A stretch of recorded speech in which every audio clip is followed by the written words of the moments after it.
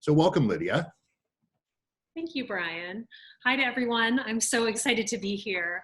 First of all, I always like telling stories through storytelling about other people. So I just want to let everyone know that I've known Brian for many years. He was a crucial part of my career development and frankly, growing into a leadership position at Christie. So I am indebted to him forever for that role and for continuing to just be a friend and also sort of a life guidance counselor, if you will. So I can say nothing but good things, and I was thrilled to be asked.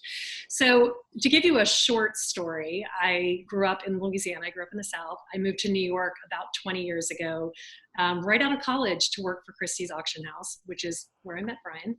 I've been at the company for 20 years, and I have two roles that I fulfill now. I am the Global Managing Director of Strategic Partnerships there, which means that I deal with all of the large-scale partnerships.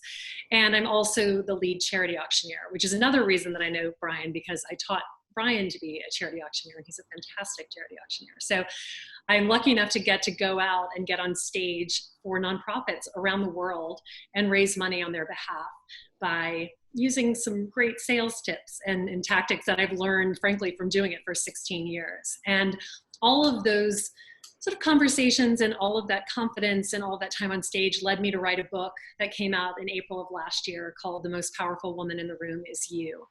And the past year has been a really fulfilling and exciting time for me. I was on book tour. I was actually flipping through Instagram looking for a picture for my kids for their sort of school year summation. And I ended up in sort of knee deep in my own Instagram rabbit hole and saw May of 2019 was 15 different cities over the course of the month of May, going from book tour to charity auction, bouncing home between all of them to be with my kids. And it was just such an amazing sort of and stark reminder of the change that we've seen so quickly. So I've just, like everyone else, watched in awe since March as all of this has happened. And at the same time, really tried to take control of the situation in ways that I could so that I felt powerful in my own way. So that's kind of a short summation of me, but I'm thrilled to be here. And as I said to Brian, I'm an open book, so feel free to ask any questions that you might have. I can attest to that. Lydia and I have had many, many real conversations over the years, and I think we've kept each other sane. Lydia has also been, beyond being someone who taught me how to be a charity auctioneer and help not-for-profits raise money, which is one of the things that I love to do, and I'm grateful that I got to learn that. Lydia has also been a mentor for me as I've taken this journey to doing my own thing, and has been a champion and someone who's encouraged me at each step of the way, which I'm incredibly grateful for. And I'm going to go back to was it the first book tour stop that you had when I was in the room at the Barnes and Noble down in, I want to say Soho, but I think that's not right. Tribeca. And Lydia then told a story about me on stage and made me cry, which was not part of the deal. Well, because you were in my book, and so it was a relevant story. I told this story, and for many people who've read the book, if you haven't read it, I highly suggest it, because if you're in sales, you have to sell. So here you go. I will tell you that it was this sort of formative moment about 10 years into my career where I realized that I wasn't making close to what I should have been making in my job. And this realization had actually come before Brian pulled me aside as the new head of HR and said, you know, Lydia, we should talk because you're wildly underpaid for your job. And it was the first time anyone in HR had ever taken notice of me or my career, had given me any guidance whatsoever. And I just cried. I mean, I cried so hard because it just felt like all of these years of work had gone into nothing when I realized that I was making so much less than I should have. And obviously I wasn't doing something right. I wasn't asking the questions that I should have been, but I also needed an advocate in HR, and Brian became that advocate for me. So that was a story I told in Tribeca, and he did start to cry, which I love because crying's a real emotion. I do it all the time. I love to cry. Well, and we're all facing all of our real emotions these days with the pandemic and quarantining. Yeah. Absolutely. Well, and I think the reason that story had such an impact on me at that moment is hearing, particularly in that forum, the impact that I was able to make on you as someone I admire so much and respect so much. And I dedicate myself to this work, and I don't always get to hear the impact I make on others. So to know that there was that moment that happened so long ago. Well, let's not make us sound too old. A few years ago. We were And, in our early 20s as opposed to our mid 20s, which yes, is exactly. Oh, it's very important, very important. great. But to know that I had that sort of impact on someone's life and career, and that's why I do this work, and that's why I tell the stories that I tell and share about myself in an authentic way, is to hopefully have those moments of impact. So it was just nice to hear that. Well, and in the spirit of that, I know you have been, on this tour of sharing about your story, your sales story, your story of Christie's, your story as a woman in sort of a man's world in some ways, and have had a chance to talk to lots of other women. I'm curious, what are the stories you've heard on that journey? Well, it was interesting because when the book first came out, I didn't really know. When I was writing the book, I thought it was going to be sort of a sales tips and ideas, things I learned on stage. And what it really became was 13 chapters filled with stories of the way that I'd learned to find power along the way. So each of those stories, how I learned to sell, how I learned to negotiate, many of them I learned on stage, but I'd also learned in sort of shorter stories along the way. And what was interesting was one of the first lunches that I did on the book tour was a group of women from Morgan Stanley who'd made their own money. They were captains of industry. It was really intimidating. Everybody in there was probably 10 or 15 years older than me. And I remember kind of thinking that the book had been written for people in their 20s. That's what I assumed. I thought they were the ones who needed guidance on how to be a woman in the workplace.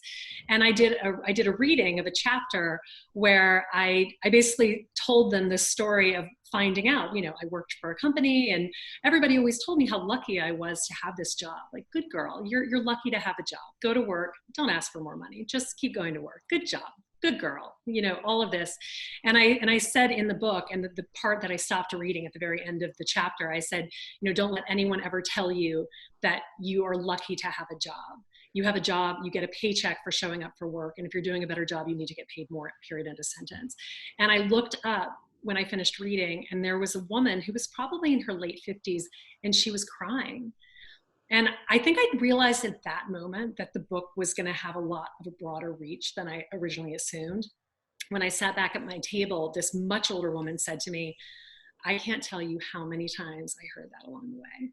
Like, I don't want to hear any more about how you need more money. There are people who are supporting their family here, so you shouldn't ask things like this. And this was in finance, and she's, all of these women around the table all of a sudden just started opening up about their stories. And ultimately for me, I think I did 120 events around the book.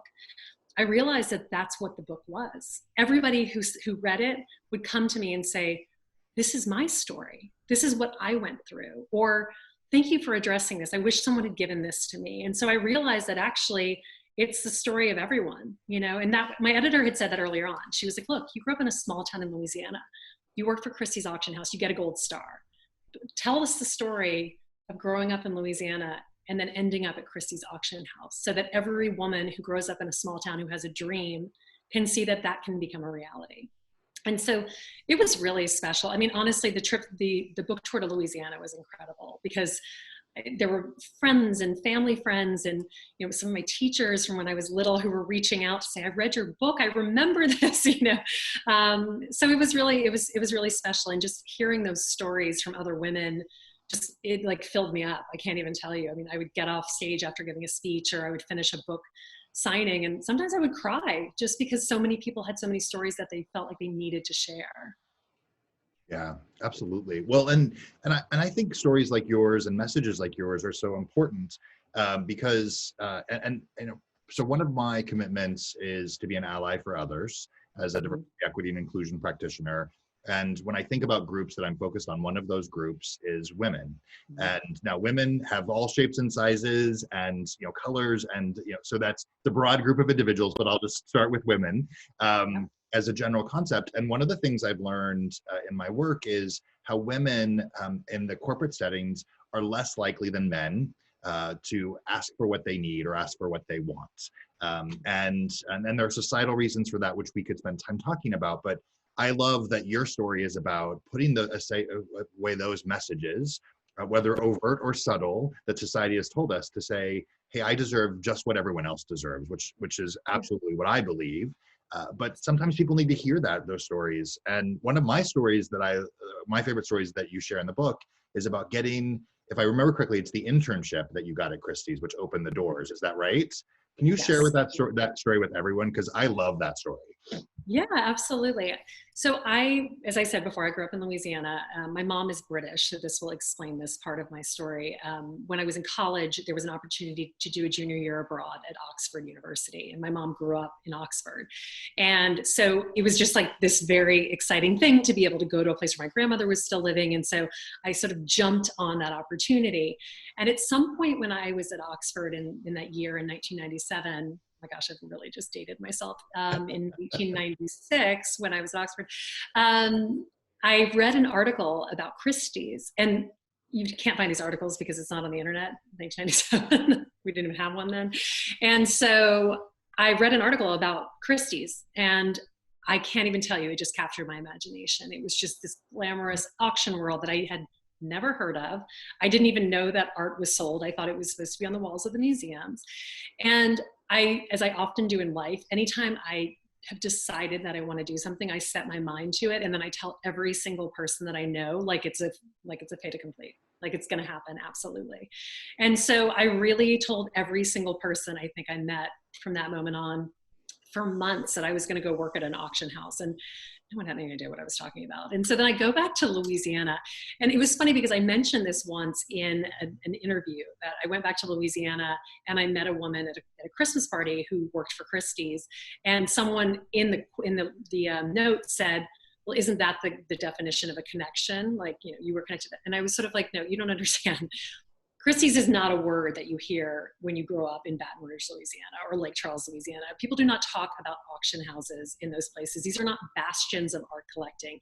This was literally a young woman who happened to be at a Christmas party where there were 150 people. My dad met her and dragged her over and said, this woman works at the place you've been talking about nonstop for months. And she was exactly what I wanted her to be. I mean, she was so dressed up, and I was sort of like, this is the place I need to work, which really makes it seem like I really was just wanting to work at a place where people were dressed correctly. And I like correctly as in what I wanted them to be dressed like from a movie. And it absolutely checked that box on every level. So she gave me the information for the woman who ran the internship program at the time. And I literally stalked her. I called her every single day for 2 weeks. And as I also say in the book, before there were cell phones, before there was caller ID, there were just phones that sat on your desk and rang, and you had to pick it up because you didn't know who was calling. And that was the case when I started doing this. So she picked up every single morning, God bless her, Mary Libby. And I just went on this campaign where every morning, and my Southern accent, I would sort of sweetly say, it's Lydia calling again. I was just wondering if there was a possibility that anything had opened up in the internship program that I know you have told me is closed for the past 13 days, but I was just wondering. And she would always sort of laugh. And if you knew Mary Libby, she had this lovely jovial way. She's like, oh dear, there's no room. And so on day 14, I just decided this wasn't working, and I had to come up with a different question. And so before she hung up the phone, I said to her, Miss Libby, can I just ask you, why is the internship program capped at a certain number? And she explained that it was capped because there were only a certain number of people who could go on the museum tours, which was something the internship provided on 2 afternoons a week. And so I quickly said to her, well, I don't have to go on those museum tours. And I'm sure that there would be a department who would need a spare intern if all the interns were gone that day, right? And maybe if an intern didn't show up or was sick or something or hungover, maybe I could go instead. And it was the funniest thing because it was the first time she didn't say no. She said, I'll get back to you. I'll get back to you. And I just remember thinking that was such a huge win because she hadn't said no. And so she got back to me an hour later and said that I could start a modified internship program and come in. I wouldn't be able to go on all of the tours and everything, but I would be able to do internship. And the funny thing was, of course, these are a bunch of college students, so obviously someone's hungover pretty much every day. And I went on every single museum tour except for one. So it all worked out. And 20 years later, I'm still there. So it shows that if you really dig in, you just keep calling, you might get an internship. And boy, have I really taken that one back in spades, because after I wrote the book, I have a lot of people calling me now and using the same tactics. So Ms. Mary Libby's laughing somewhere as I tell the story. People will listen to the stories you tell them, right? Yes, it's true. I was like, wow, people actually read the book. I love it. I love it. I want to share a story of something that I really resonate with in your story here in a moment, but I just wanted to check or just invite everyone in the conversation. I certainly have, as Lydia has seen, I have a list of like 20 questions that I can ask her, and then I'm also allowed to go off script. But we're here for you, everyone that's in the Zoom with us. So if you have any questions that you'd like to hear Lydia or I talk about, feel free to put in the chat, and Angelo will help make sure that we don't miss them. So one of the things I wanted to share that I really resonated with is, and I'm sure we talked about this somewhere along the way, but I remember similarly, so my family, my mom and dad are from small Kansas towns. So they're good Midwestern people. And now my dad decided to join the military to dedicate his life to serving our country. So we moved around lots of different places, but I still think of mom and dad as those Midwestern people from those small towns, and those are the values and life experiences that we grew up with. So I don't know if I said this, but they're both from Kansas. I may have said that, but so when I remember when I moved to Christie or to New York City, it was like mind blown. My mom used to joke, and she would say, "I know you didn't move to another country, but it kind of feels like you did." Because it's so different than we lived in Central Florida at that point, and it's so different. And I remember early on seeing an article on the front page of probably the New York Times, but one of the major newspapers, and there was a picture of Christie's auction house, and I remember reading about it. And I didn't even, similarly, I had no idea that that's like how art got sold or what that existed. It seemed so far from the world I lived in. And for those of you who don't know, I moved to New York City working for Red Lobster, which I still love. Cheddar Bay biscuits are amazing. But the idea of going from Red Lobster to Christie's auction house seemed like it seemed like that wasn't even a bridge that existed, much less a bridge too far.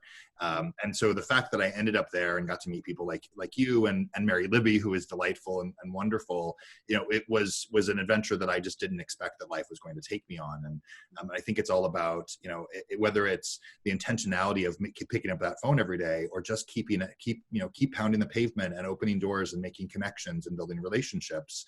Absolutely. You got to do.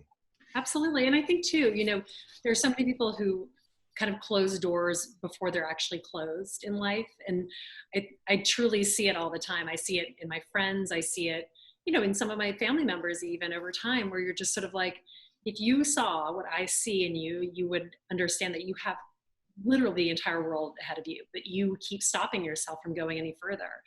And I think once you allow yourself to really open your eyes and understand that no one is judging you for the decisions that you make, and if you move forward in a way that feels good to you and you are living in your truth, then you could do whatever you want. It doesn't matter where you're from or who you are. It's a question of how you choose to perceive yourself, and then other people will perceive you in the same way. And I think I said this to you too, Brian. It was interesting when I wrote the book. I grew up in Louisiana, and in my 20s, I remember living in New York, and a lot of people would say, "Oh, you're from Louisiana. I love New Orleans." I'm not from New Orleans, but I would absolutely say, "I love New Orleans too." So it wasn't a lie, but it wasn't entirely the truth. Mm-hmm. But I didn't want people to know that I was from a small town, because I felt like that made something wrong with me. Like maybe I shouldn't be working at Christie's because I'm from a small town. And it was so wonderful to put it front and center in the book, because I was just sort of saying, like, this is who I am.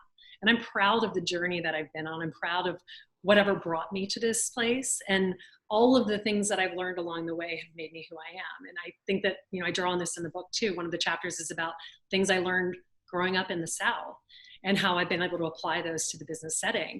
Mm-hmm. And I'm telling you, when I was running events for North and South America for Christie's, when things were going wrong, and I was watching some of the people who worked on my team who grew up in the city, who were going head to head with our clients over table placement, whereas, I was sort of smiling while fixing everything behind the scenes, the way that I'd been taught as a child when my mom was throwing parties. And you can be like, the kitchen is on fire, but as long as you have a smile on your face, everyone will think that everything's fine. It's probably the best trick you'll ever have when you're planning events, or frankly, anything. I mean, in auctioneering, literally things go wrong. I mean, plates are breaking. You're on stage in front of 700 people. Like, waiters are dropping things. People are standing up and yelling at their friends or waving. And you just have to roll with it and pretend that everything's fine on the surface, because you can fix it and nobody knows any different.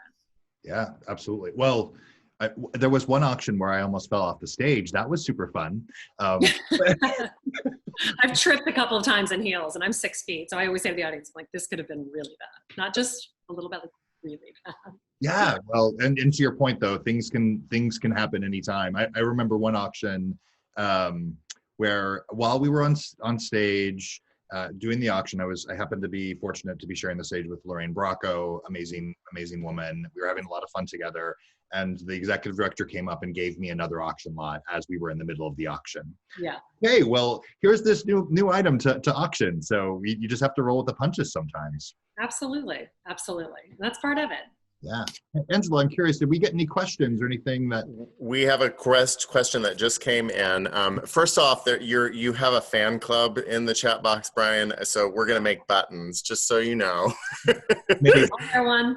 And yes, very good. We'll make sure you all get one. No, but there is a question for Lydia and for Brian. What was the hardest part of moving outside of your comfort zone from which you grew?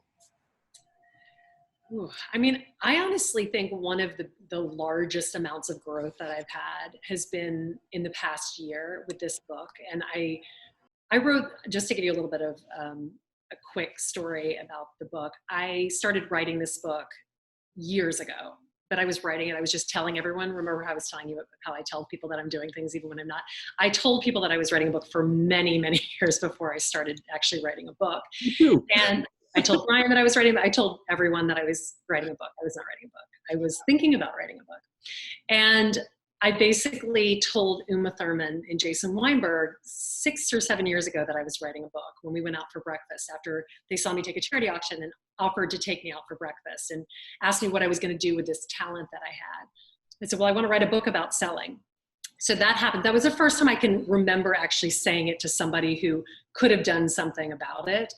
And then an interesting thing happened, right? I guess it was 2017. So March of 2017, I was pregnant with my 3rd child. I was walking down the street and my phone rang, and this reporter who I had met 8 years prior said, "Hi, this is Alex Strauss." And I was wondering, are you still doing that thing where you go to work all day and then you leave work and go take charity auctions? And I said, I am. I actually have 2 kids now, so I go home for a little while so that I can do dinner and bath and get them in bed. And then auctions usually don't start till about 9. So I do them after that. And oh, by the way, I'm also having my last child in the next, who knows, but like in the next month, really. And she said, well, do you have any more auctions? And I said, I do have. I have one more auction and it's in 2 weeks. And she said, can we photograph it? And I said, absolutely, fine. So there I find myself 9.5, because actually pregnancy goes through the full 9 months. So it's actually 10 months. Anyone who has ever had a baby knows that. So it's not 9 months, it's actually 10 months. And so I'm 9 months and 2 weeks pregnant. And I'm tottering around New York City in a pair of 4-inch heels. And I keep saying to the photographer, like, does this angle look good? He's like, no angle looks good. You're huge. And I eventually ended up going on stage that night at 9 or 10 o'clock at night with Kelly Ripa. I'm 6 feet tall. Kelly Ripa is 4 feet flat. I think she's like this big. And I think she weighs 12 pounds. So it was hilarious. That was my last auction before my last baby was born. And I don't really recall anything that happened that day because I was in so much pain because the shoes hurt so badly and I was trying to look glamorous, but all I wanted to do was just go home and get on the couch. Anyway, flash forward to the end of the summer. I was sitting with my best friend and she said to me, whatever happened to that New York Times article? I was sort of like, oh, you know what? I'd totally forgotten because I had a baby 2 weeks later, so I didn't think anything of it. So I emailed the reporter and she said, we decided to push it till October because October is going to be the philanthropy issue.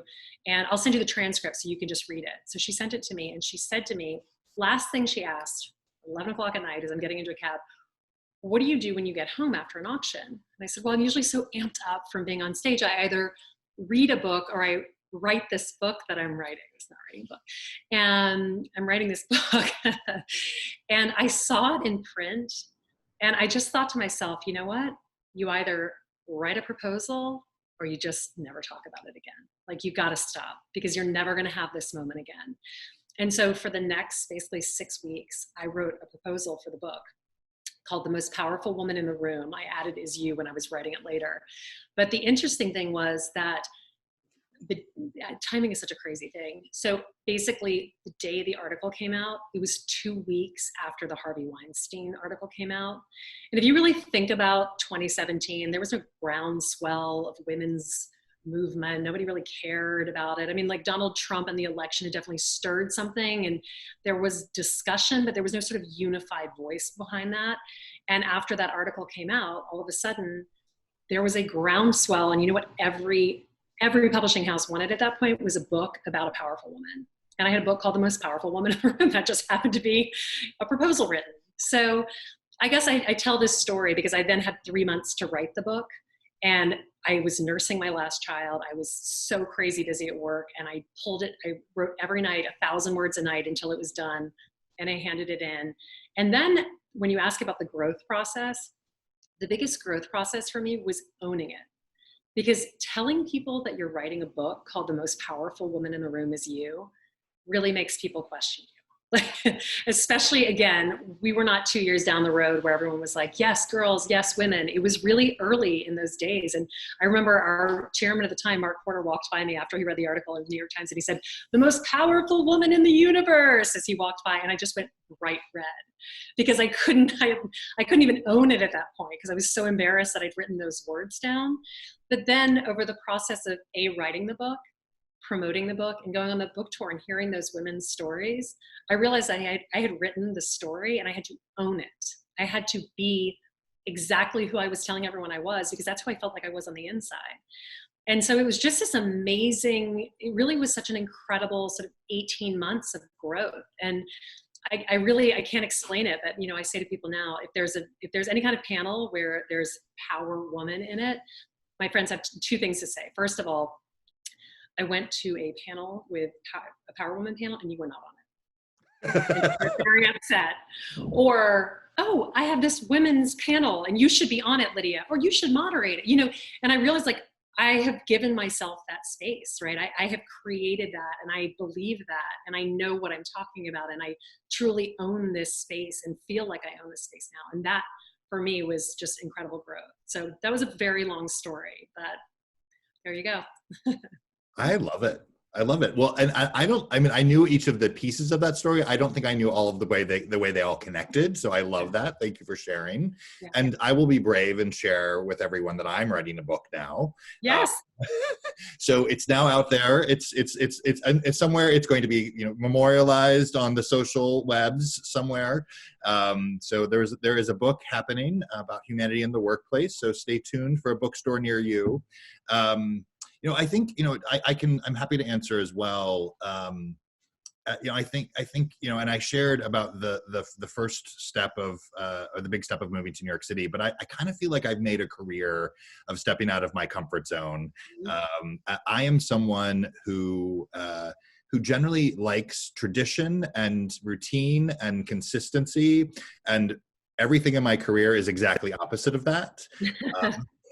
I think the part that really that resonates with me in a significant way is when I came to New York City. I needed to find my community. So this is more about, like, how did I get through it? I needed to find my community, and I found the New York City Gay Men's Chorus, and I found friends like Angelo who helped me know that I was going to be okay.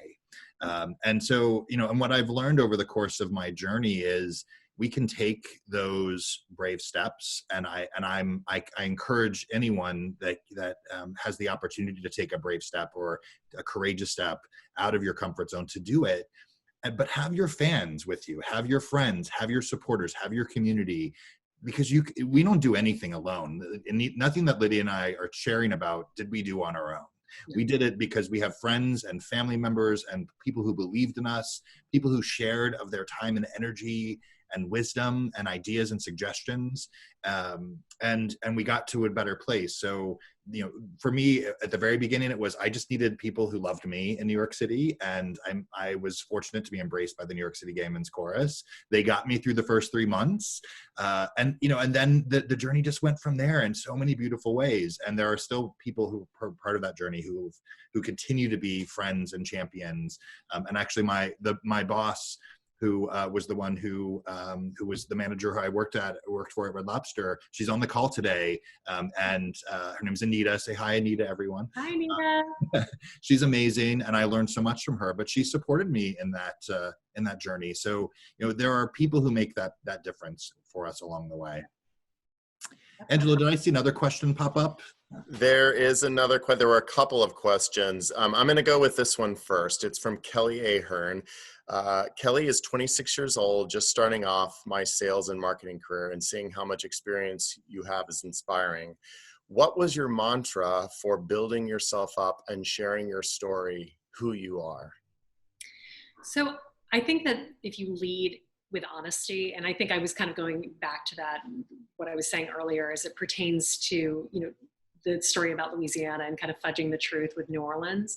I think really the most important thing about sales and marketing of yourself is being authentic and telling the story, figuring out what your story is, figuring out what the angle is, and figuring out what you want to do with what you have. So, I say to someone, I was not even coaching someone literally on Instagram called or emailed me and asked if we could just jump on a call, because she had a very small business that needed help. She needed to sell a certain number of these things in order to keep her business solvent during this time.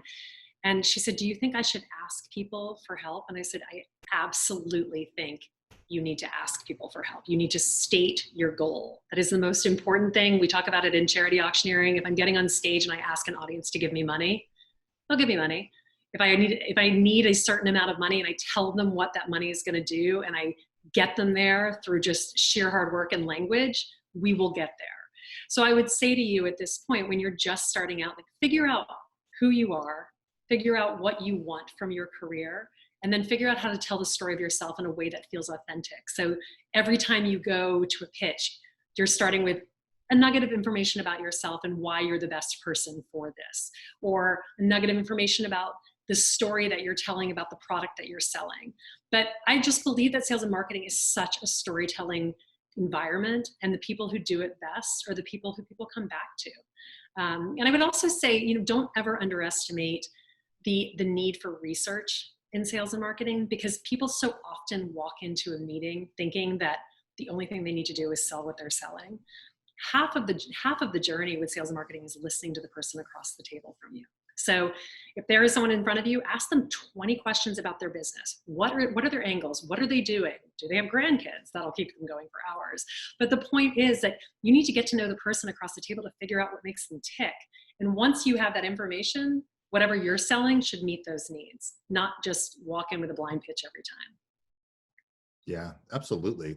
The one ad that I would offer in the spirit of networking and making other connections is, each of us want to tell our stories. And I believe that humans are inherently programmed to be helpful. So there's that combination, right? Of, hey, can you tell me how you got to where you are? If you're having a coffee chat, how did you get where you are? What do you do? What did you learn along the way? What advice would you have for me? Those conversations, you get so much information. You get to build relationship and trust with someone else.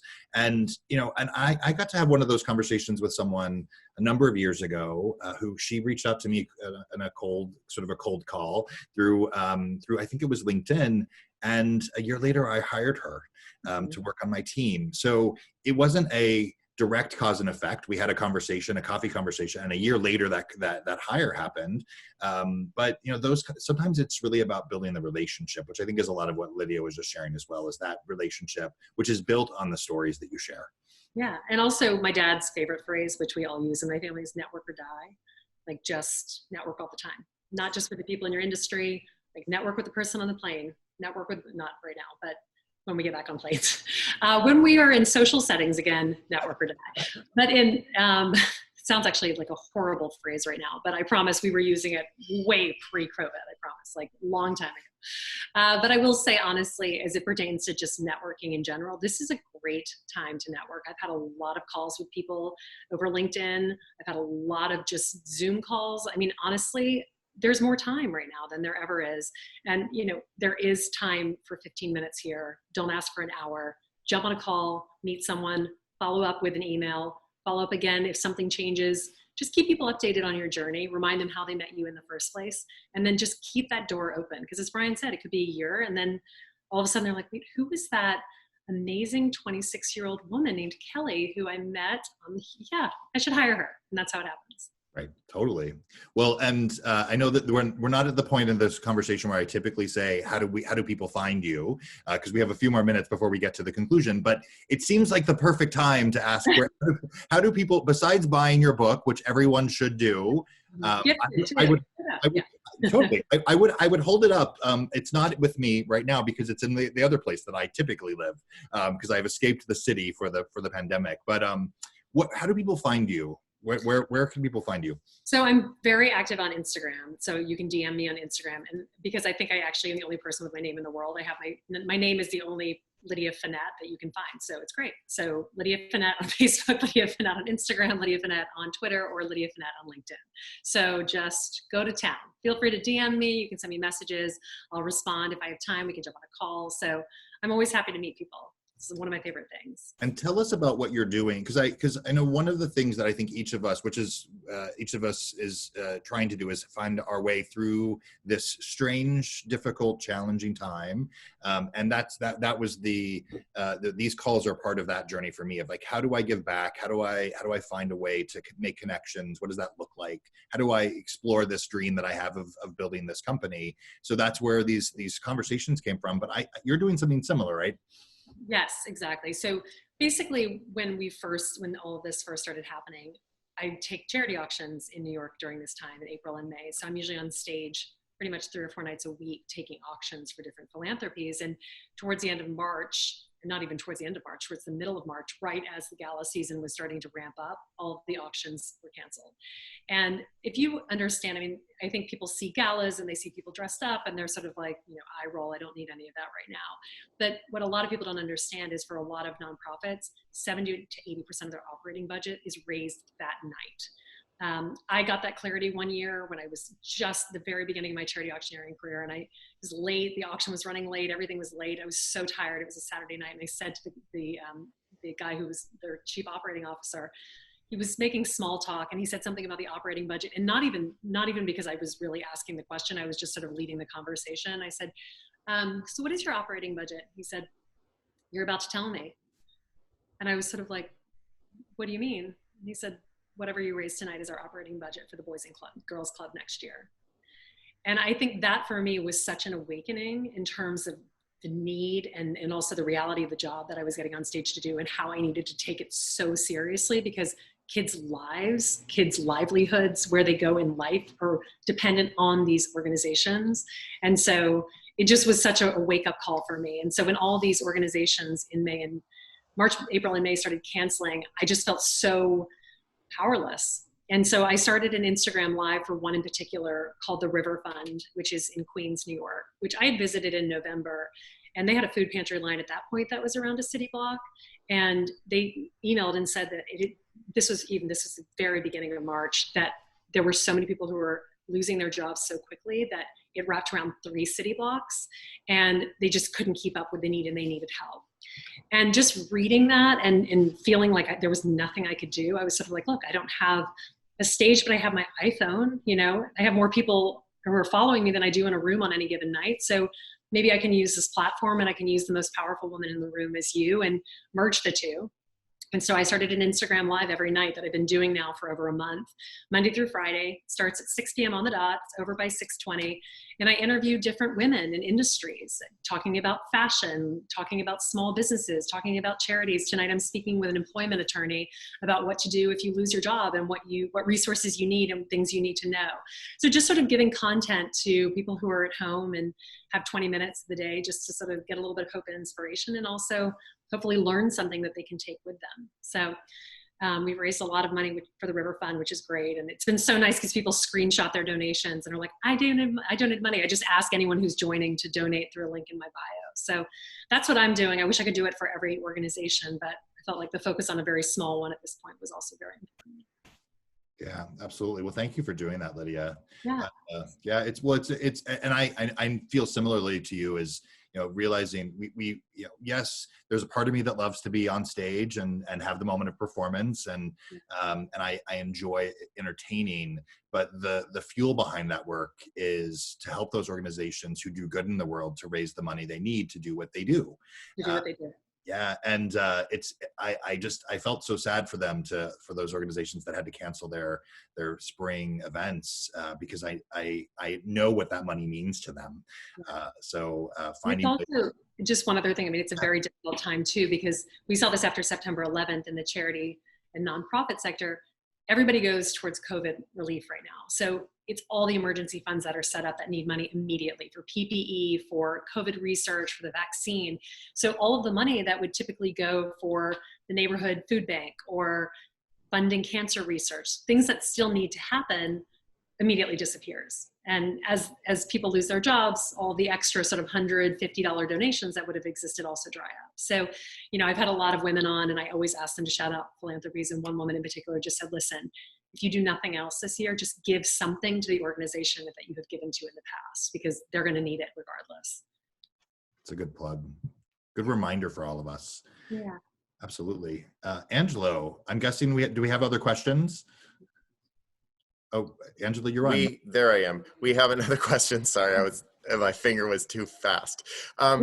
Since we're moved on to some COVID-19 questions, there's a great question that came through from Toby Usnick.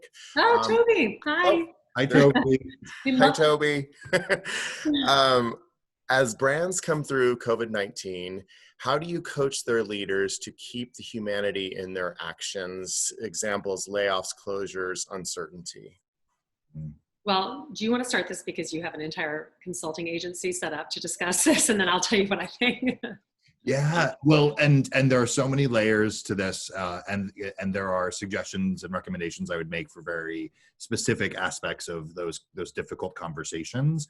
What I would think though, what I would suggest right now is, and what's most important is to remember that those people who are impacted are humans. Who have lives and have kids that they have to feed, or who have. I remember once when I had to have a layoff conversation with someone.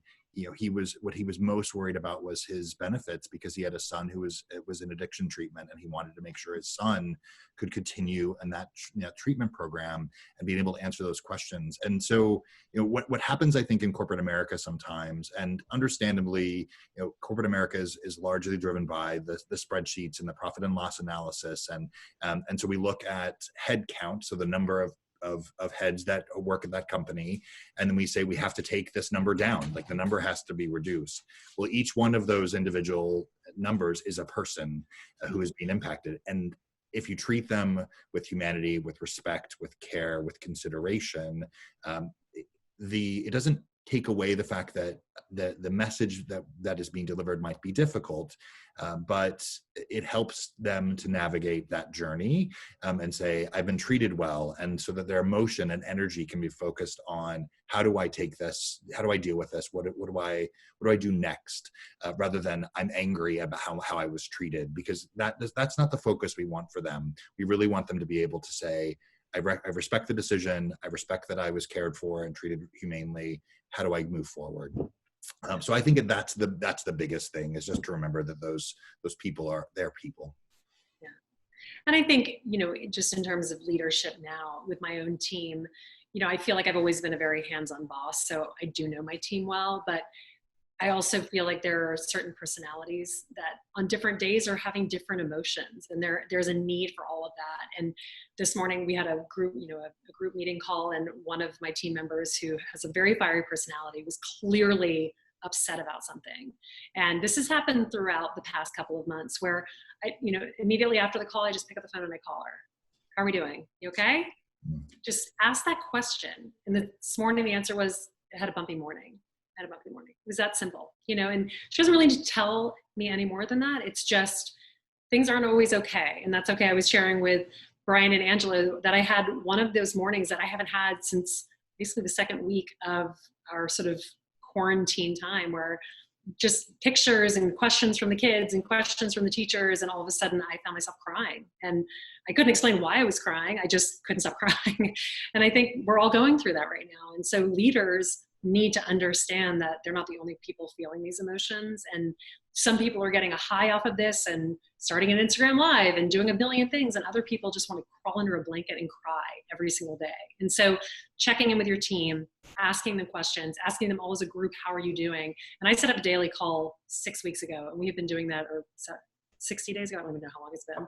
But we do a daily call every single morning at 8:30 in the morning, and I'm Central Time, so it's 9:30 for them. But the point is that we're touching base every single day, even if it's for 20, 30 minutes, just to sort of check in on everyone. And I think that's what leadership needs to be now. You know, it's good for people to see kids in pictures. It's good for people to understand that they're dealing with parents or just dealing with themselves at that point. So I think that is what we're going to see out of this. I really do. I certainly hope that I feel like we're seeing a lot of humanity emerge in our world, and certainly our workplaces, from this. And certainly there are some really wonderful stories of organizations that are showing up in really wonderful ways at how they treat their employees. And so I'm hoping we can take that with us as we architect our next normal, as I'm starting to hear people say. What I love what you shared, Lydia, and actually it reminded me that one of the clients I'm working with right now is doing this, is that is that personal connection of just, and whether the person is still with you or whether the person has been impacted by a furlough or a layoff, they're still part of your community.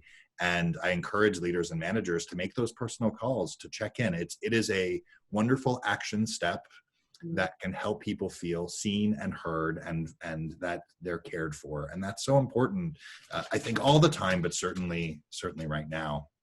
And one more tip for people, just because you said furloughed, and if there are people who are furloughed and are not checking in for work because they can't, doesn't mean that they don't want to be there, right? It's just they're kind of on hold and on pause. So one other thing you can do is build in, like, as I said, we have a daily meeting. So on Wednesdays, we build in a little extra time in the morning, because one of the women who's furloughed for us in the UK is pregnant. She's due in June. So we did a virtual baby shower where we had cupcakes and flowers delivered to her house. And then we came up, she's Dutch, and we came up with this absurd list of names for her daughter.